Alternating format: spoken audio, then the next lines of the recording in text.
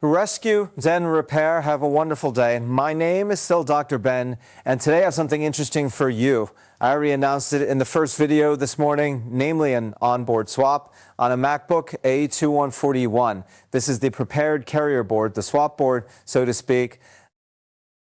We have to do the data recovery, or let's start this way. The basis was a totally stupid board. A repair contractor in the computer service department wanted to repair something because a device was no longer charging. They started to remove the 3217, then cleaned the circuit board, tore out pads. In the end, the 3.3 volt line was no longer produced. Then the enable signal was missing for the charging ICs. In the end, it was a huge box. I don't want to go into detail about it now. The board then came to us completely tinkered with. And we were asked, can you repair that? And we said, we won't do anything more on the board, but we can offer you hardware forensic data recovery, i.e. transfer of logically linked components. I've already adopted the security elements or the two ROMs. I've already finished preparing the T2 security chip and is reballing. I've also already finished preparing the memory components and are reballing. I actually just have to solder everything up here now. I think that's also enough because it's an incredibly big process just because of the sheer number of components. We could also do something like that in a video, but there are also a lot of things in it that I don't really want to show. I'm completely open and honest about that because there are actually a lot of really technical secrets behind it. I want to show you that we can do something like that and that we will have a bootable logic board here afterwards. I'll show you under a microscope the T2. So it's done, it's already plugged together, and that's the top. Now, the whitish thing you see here is flux, so don't be frightened. There is sometimes a bit more on it, and that's why the balls look a bit funny there. But because it has now cooled down, this is the flow medium, i.e. everything is really 100% pure.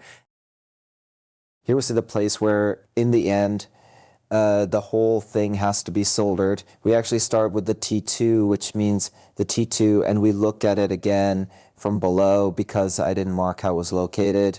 And I would get Mars didn't mark how it was located, and I would go there for that.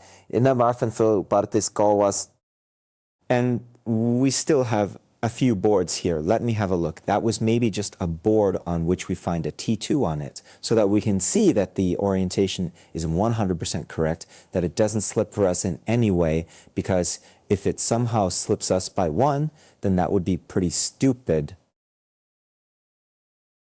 But now I've apparently been talking nonsense because all the boards we have, they don't have T2 security on them anymore. But it's no longer wild. That means we position ourselves now by going there, look under it. Then we can roughly estimate where we are here. And then we go to a corner. And then wander across the corner like that. And then should, if possible, that's the way it is. That yes? So we simply take the risk at this point. Here, we would now say, and we'll solder the T2 here and from above. With hot air on it.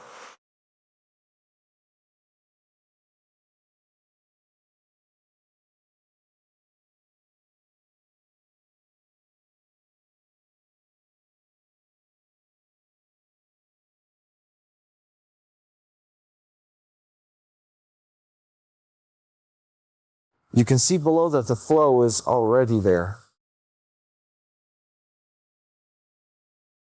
Now he jumps slightly, as you can see.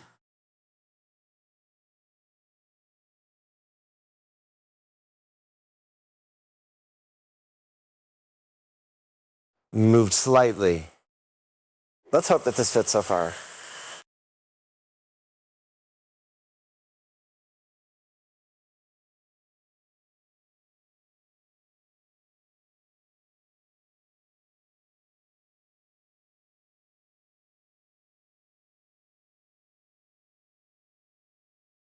Nice and spacious areas make the whole thing warm.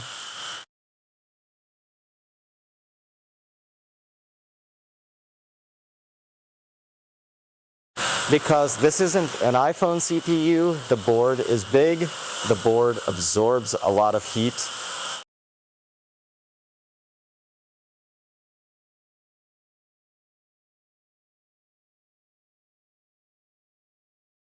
So, and now you see, the small gem keys, and it comes back when I tap on it, and then it fits. So our T2 is soldered cleanly.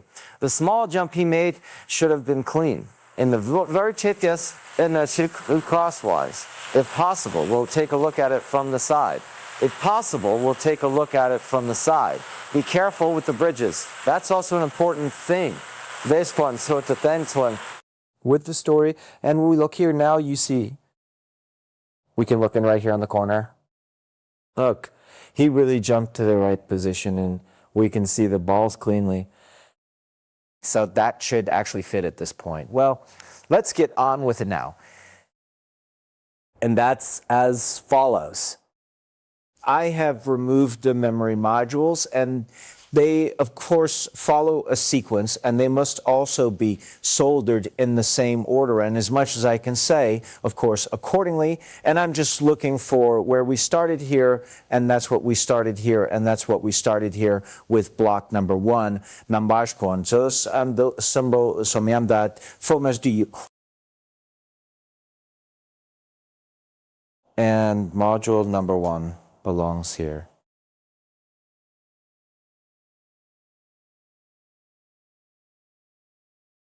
Well, that's the space for module number 1. We'll solder it there too.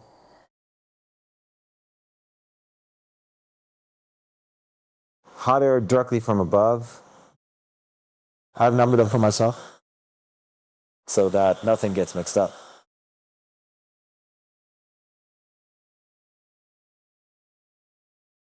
Number 1 is sitting, now is module number 2. This is the fit. Here is the third. This is the 2 of them. Component.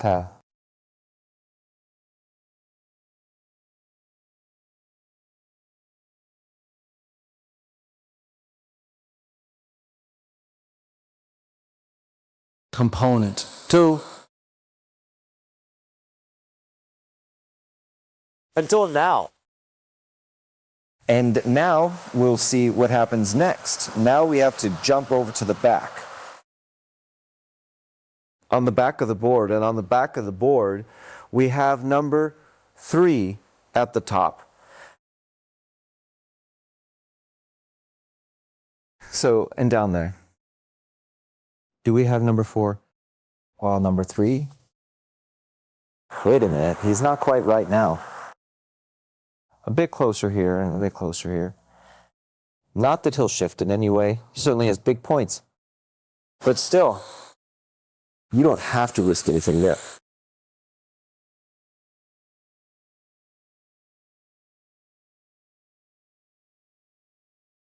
Number 3 is sitting.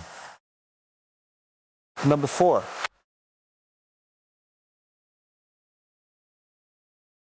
Look, there's actually still a bit of glue on the board. Right? Yes, we even have a bit of glue on the board, which means we have to do a quick rework here now. We'll do that. So, because I can stop here.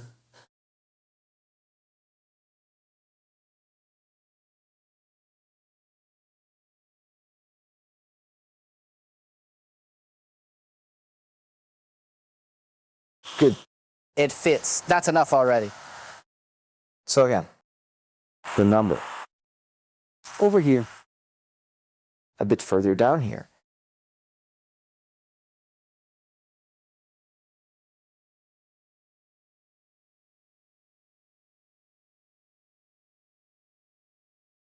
Number 4. And in the next step, I have to look at the pictures here.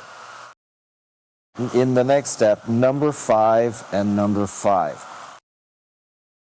We have them here.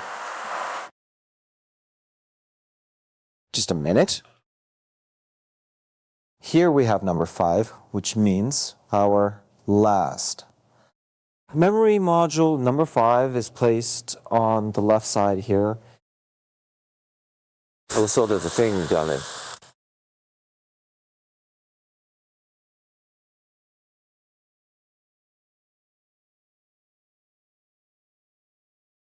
And now we've soldered all memory components. And can therefore, and once, put the circuit board here. The old circuit board, by the way. I actually wanted a top cam. And, so now we have the old circuit board at the top, the new circuit board at the bottom. It's still relatively warm, so I'm going over there now and cooling it down.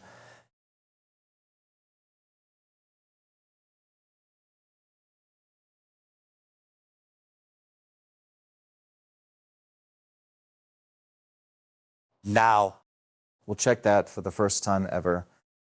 On the one hand, I deactivated the CDs, but not on the other hand.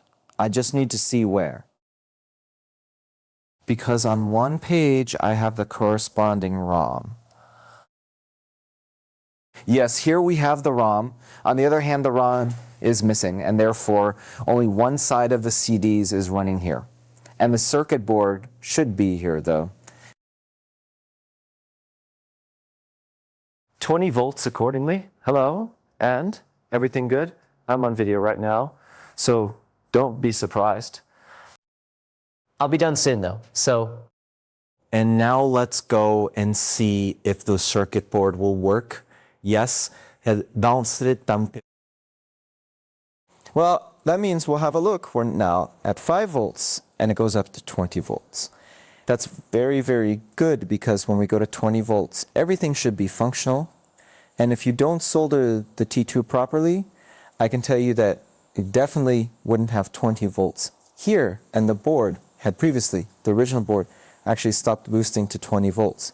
It's not really a long time when I'm hunting about that. I'm volts.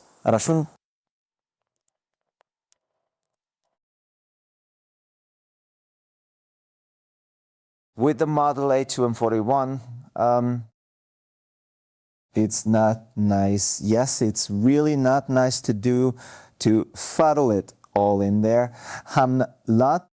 This actually belongs. I probably won't be able to get it in so cleanly later, but we'll see. All right, let's see. We'll see how we somehow get everything in here. This is probably the masterpiece now. To get the circuit board in here somehow.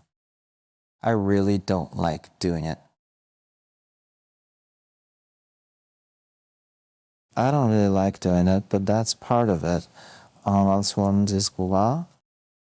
It's done every time. With that thing, it's often the case that you kind of have a flex cable, then forgets under the board. But I think we can all sing a song about that. Have you ever done a 2141, David? That's really stupid, isn't it? Definitely. That is, yes, look, down here is now, for example, a cable that we have forgotten, but is from the speaker. We are now about it first and foremost, or it is now primarily my end, to show you here that the thing, and the picture shows that the thing starts. Because that's it before. Definitely not done anymore. And our customer just needs the important data. And there it is, just like with smartphones, we simply have the NATANs, logical coupling. And with newer MacBooks, it's even the case that we sometimes have to take over the CPUs. I would also like to watch a video about this, where you can also see how we do it all by hand in the end, because we don't actually do the whole thing by machine. In my opinion, this is also a waste of time and also a waste of money. Somewhere you buy super expensive equipment, you must then use the devices accordingly, naturally. Also, setting up such devices over and over again is simply linked to setup time, then someone has to deal with it. And that is one thing that, mind you, we don't need here in our professional field, OECs and OTCs, because what we really mean is that we data from restore or rescue devices that were thought dead, and accordingly we just have to make sure that the system can start again, that you can then ultimately gain data access, enter a log code correctly, and we just don't have a normal hard drive in here. We have these learning memory components here that we have just seen, which we have just soldered, and which they are just soldered firmly to the circuit board, i.e. to access the data. Do I have to?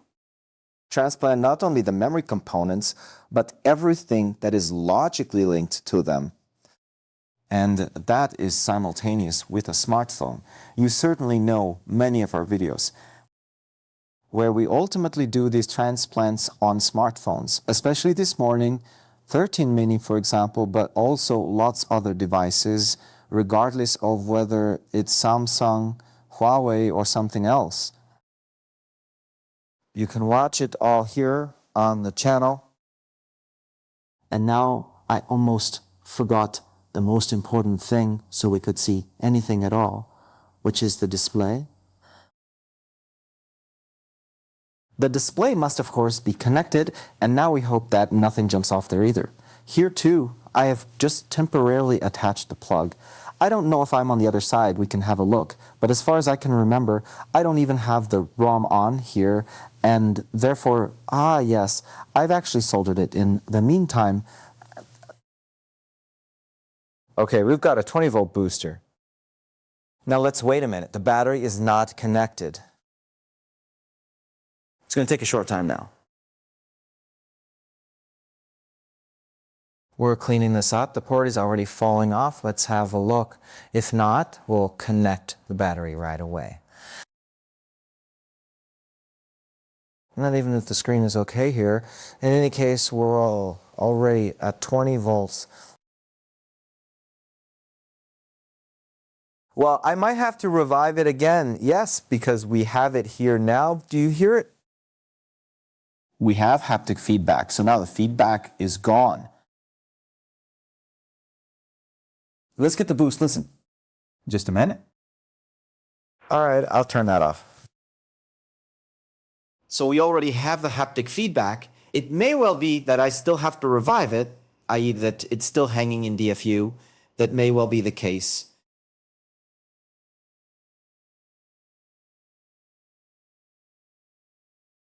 Let's have a look. I'm currently assuming that because when I have the boost to 20 volts, the haptic feedback from the touchpad, then it's usually the case that the part hangs in the DFU, and then I need another device with T2, and then I can use the Apple configurator or even another tool like the battery screw from the device. Here, perfect. Great. Then I can almost use a tool. Revive the device again, i.e. kick it out of DFU mode, but we have extra Mac Minis with different CPU specifications for something like that. Yes. To do this, I would then have to get a Mac Mini ready. Always connect one of them accordingly in one place and then I could kick them out. Well, there is definitely a way, but in spite of everything, I will connect the battery ones. As I said, I don't even know whether the display is good at all or not. I can't say anything about that. I've never seen a function on the display before. I don't like talking my way out of it either. Let's have a look now, so that you'll at least believe me. Here, boost, 20 volts. That's good. 20 volts is good. And haptic feedback from... I hope you hear that. I hope you hear that here. It's under warranty in DFU mode. So that's where I'd like to have you now.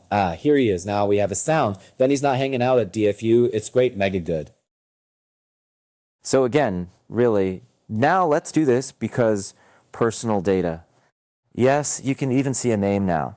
So if I'd be here now, I can answer the question mark. Or you know what, we can do it that way. We'll do it this way and put something on top of it.